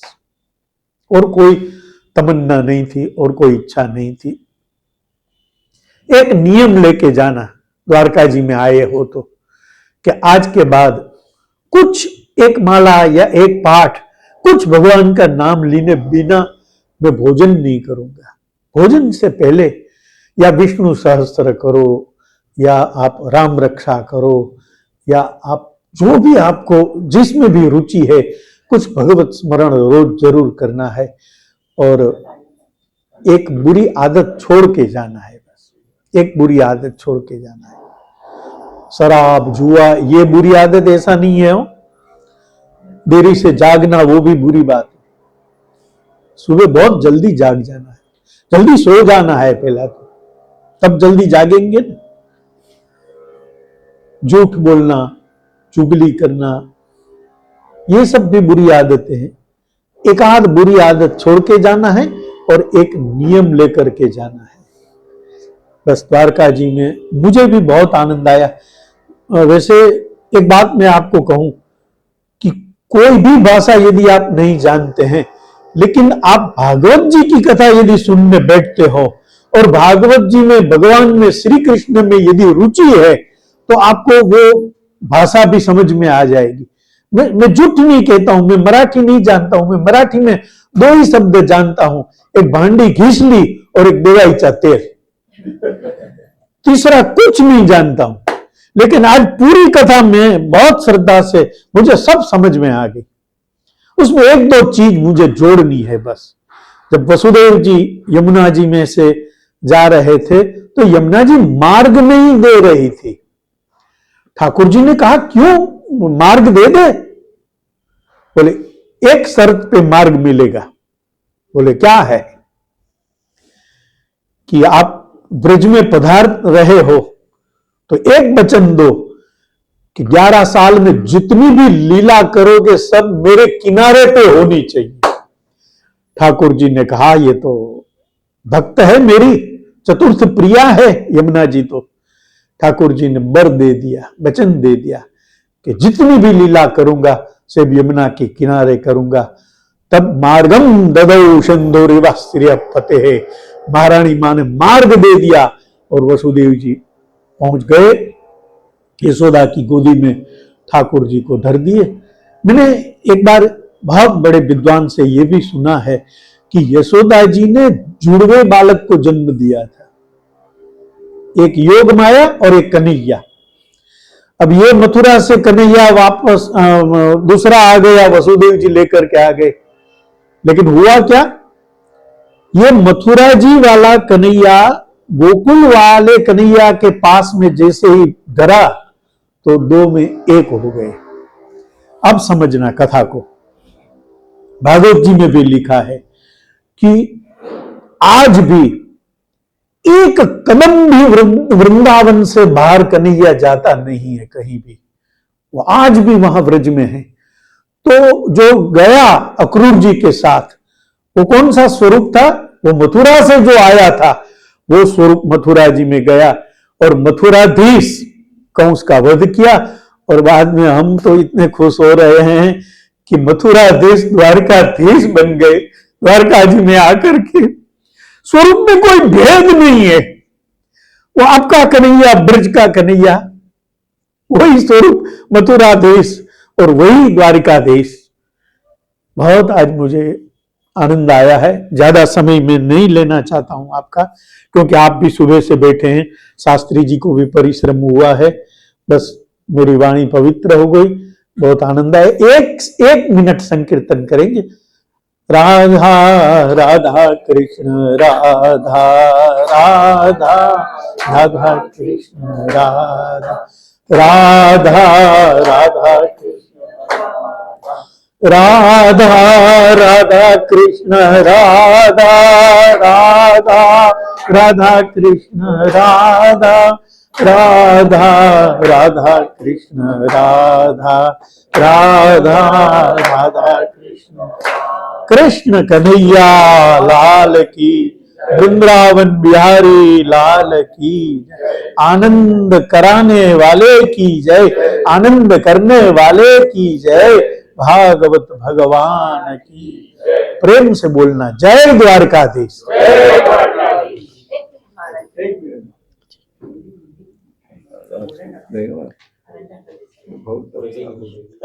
आपकी कृपा शास्त्री जी।